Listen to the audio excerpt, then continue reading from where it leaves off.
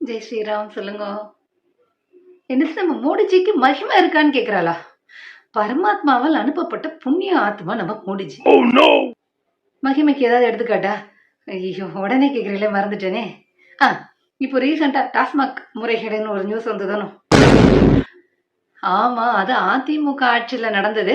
ஆனா 2026ல தேர்தல் வருது அப்படிங்கறதுனால அதை ஆஸ் யூஷுவல் திமுக மேல பழிய போடுறதுக்கான வேலை எல்லாம் நடந்துட்டு இருக்கு. அதுக்காக நம்ம நம்ம மோடிஜியோட அமலாக்கத்துறை இருக்கு இல்லையா, அதை தமிழ்நாட்டுக்கு அனுப்பிச்சு அந்த டாஸ்மாக் முறைகேட விசாரிக்கிறோம் அப்படிங்கிற நடவடிக்கை எல்லாம் போயிட்டு இருந்தது இல்லையா.